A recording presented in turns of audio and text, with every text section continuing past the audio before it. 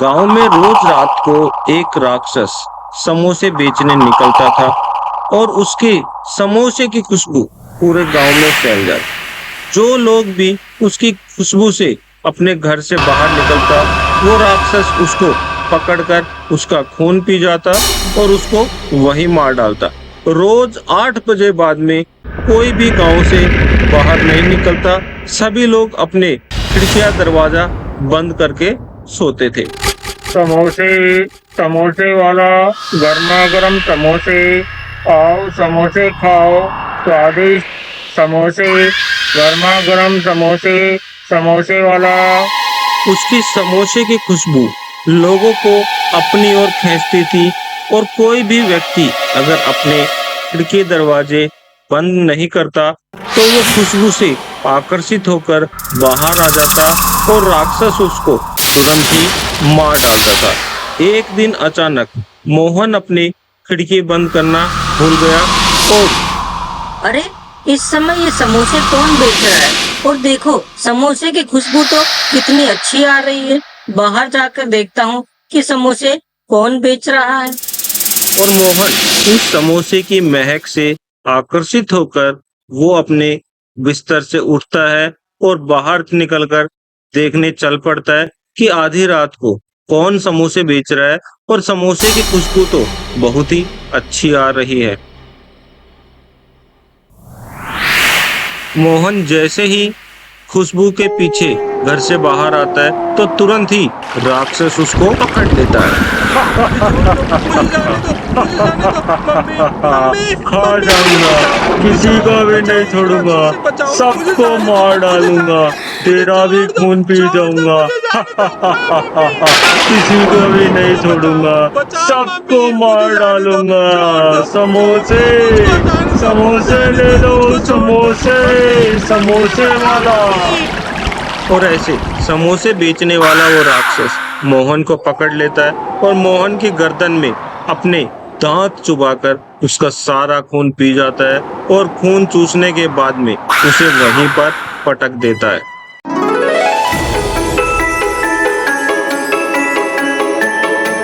और जब लोग अगली सुबह उठते हैं तो देखते हैं कि मोहन की लाश घर के आंगन में खून से लथपथ पड़ी हुई है।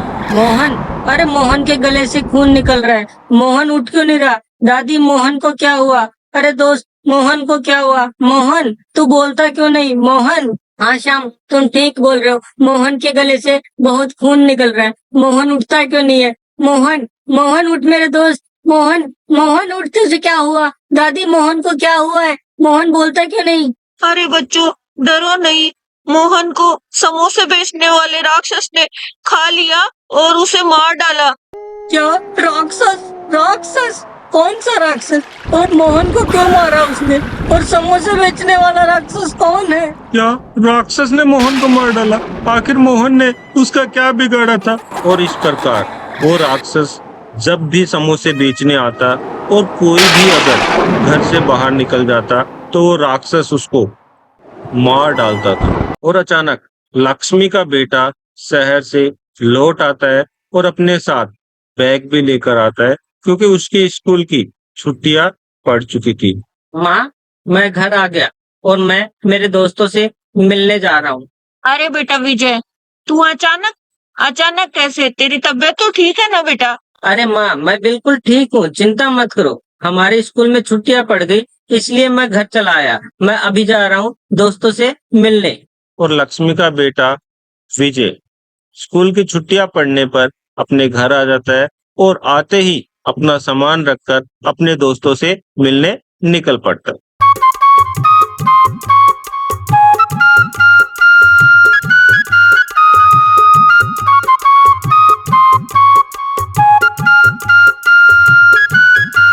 अरे श्याम, क्या कर रहे हो? खेल रहे हो? मुझे भी खिलाओगे तुम्हारे साथ? अरे, तुम कौन हो और मेरा नाम कैसे जानते हो भाई? मैं विजय हूँ, याद नहीं श्याम तुम्हें? हम इमली तोड़कर खाया करते थे बचपन में। अरे शेखर, ये तो मेरे बचपन का दोस्त विजय है। विजय, तुम कब आए? कहाँ चले गए थे यार तुम?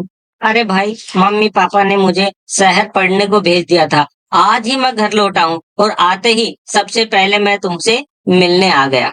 अरे श्याम, यार चलते हैं, अंधेरा होने को है, कहीं वो राक्षस ना आ जाए। हाँ विजय, शेखर सही बोल रहा है, अंधेरा होने को है और अब तुम भी घर जाओ, कल हम दिन में मिलते हैं, वरना वो राक्षस यहाँ पर आ जाएगा। और इस प्रकार विजय के दोस्त शेखर और श्याम अंधेरा होने के डर से वहां से चले जाते हैं और विजय भी अपने घर लौट आता है। माँ, क्या भूत होते हैं?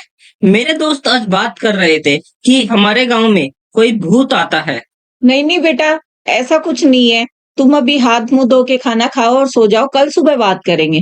और इस प्रकार विजय को उसकी माँ डर न जाए इस कारण से उसको कुछ नहीं बताती और उसे खाना खाकर सोने के लिए बोलती है। और विजय भी बात पूछता पूछता रह जाता है और खाना खाकर अपने कमरे में सोने चले जाता है। और जैसे ही अंधेरा होता है, ठीक रात को 8 बजे समोसे बेचने वाला भूत अपने सर के ऊपर गर्मा गर्म समोसे लेकर निकल पड़ता है और आवाज लगाने लगता है, समोसे, समोसे वाला, गर्मा गर्म समोसे, आओ समोसे खाओ, स्वादिष्ट समोसे, गर्मा गर्म समोसे, समोसे वाला। और इधर विजय इस बात से अनजान होता है और वो अपने खिड़की और दरवाजे खुले छोड़कर सो जाता है।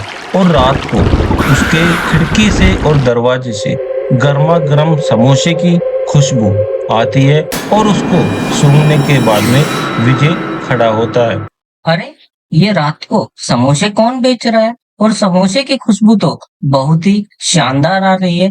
चलो बाहर चल के देखता हूँ कि कौन समोसे बेच रहा है। और इस प्रकार समोसे की खुशबू से आकर्षित होकर विजय देखने चल पड़ता है कि आखिर रात को समोसे कौन बेच रहा है। और जैसे ही विजय बाहर निकलता है तो राक्षस उसको झट से पकड़ लेता है। माँ, माँ मुझे राक्षस से बचाओ, कौन हो तुम? माँ, सबको माँ खा मुझे राक्षस जाऊंगा, मार डालेगा। किसी माँ को भी बचाओ, नहीं माँ, छोड़ूंगा, माँ मुझे बचाओ, मार डालूंगा, बचाओ, बचाओ, सबका कोई है, खून पी मुझे जाऊंगा, बचाओ, कोई तो सबको बचाओ मार मुझे, ये डालूंगा, राक्षस मुझको मार कोई भी डालेगा। जिंदा नहीं माँ, रहने माँ वाला। कहाँ हो तुम? जल्दी आओ माँ, माँ मुझे बचाओ, मार बचाओ डालूंगा मुझे, सबको। बचाओ। और इस प्रकार वो राक्षस विजय की गर्दन पकड़ता है और विजय को उठाकर अपनी दुकान पर ले आता है, जहां पर वो गर्मा गर्म समोसे बनाता था। कौन हो तुम और मुझे यहाँ पर क्यों उठा के लाए हो? मैंने तुम्हारा क्या बिगाड़ा है?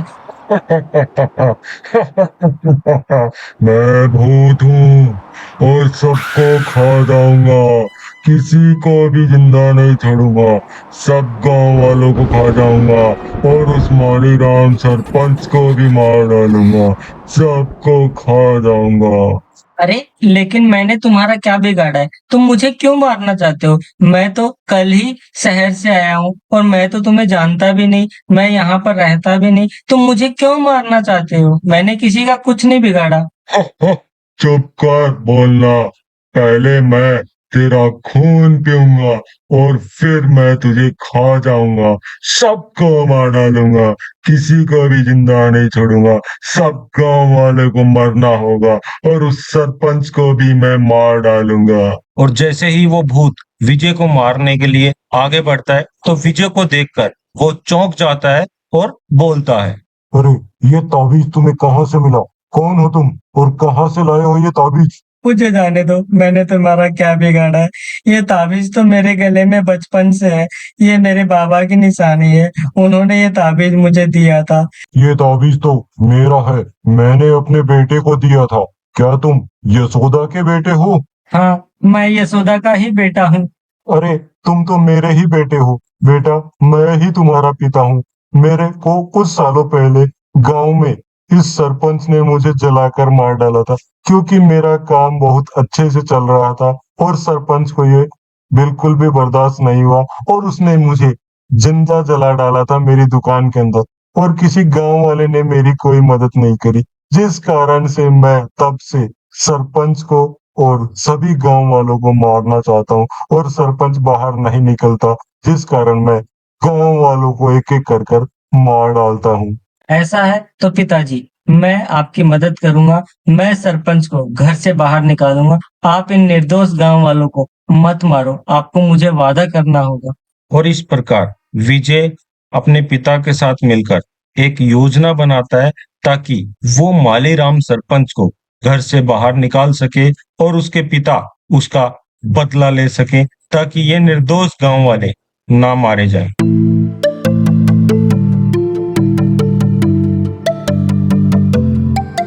और योजना के अनुसार शाम को ही विजय सरपंच के घर पर समोसे की प्लेट लेकर जाता है और वहां पर उसकी खिड़की खुली कर वहां पर प्लेट रखकर वापस आ जाता है, ताकि सरपंच उसकी खुशबू से घर से बाहर निकल सके और उसके पिता उससे बदला ले सके।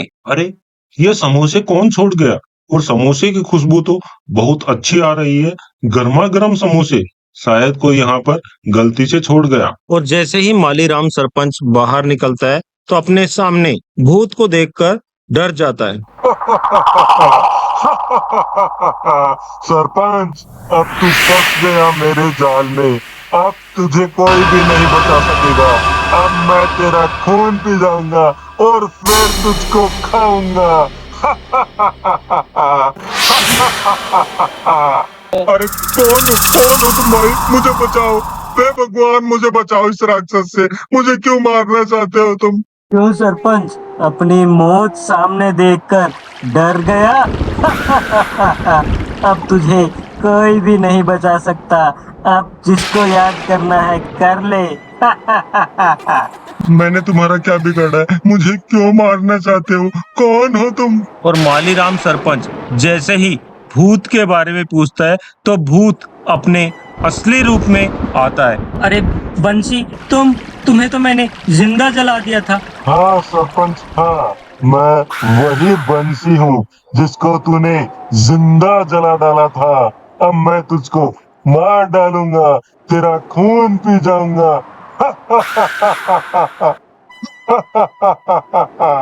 बंसी मुझे माफ कर दो, मुझसे बहुत बड़ी गलती हो गई। मुझे तुमसे जलन होने लगी थी, इसलिए तुमसे अपने रास्ते से हटाने के लिए मैंने तुम्हें जिंदा जला दिया। मुझे माफ कर दो बंसी, मुझे माफ कर दो। मुझे अपने किए पे पछतावा है। मुझे माफ कर दो, भगवान के लिए मुझे माफ कर दो। और इतना सुनते ही भूत को गुस्सा आ जाता है और वो बंसी की गर्दन पकड़कर उसे हवा में उछाल देता है और मार डालता है। बाबा, आपका अब तो प्रतिशोध पूरा हुआ। अब आप इन निर्दोष गांव वालों को मत सताना। अब आपने सरपंच से बदला ले लिया और सरपंच को आपने मार डाला। हाँ बेटा विजय, ये तेरी वजह से ही हो पाया है, वरना ये सरपंच घर से बाहर ही नहीं निकलता था। अब मुझे मुक्ति मिल जाएगी और मैं आसानी से स्वर्ग में जा पाऊंगा। और इस प्रकार मालीराम सरपंच को उसकी किए की सजा मिलती है और गांव वालों को भी उस भूतिया समोसे वाले से छुटकारा मिलता है और सभी गांव वाले हंसी खुशी पहले की तरह रहते हैं।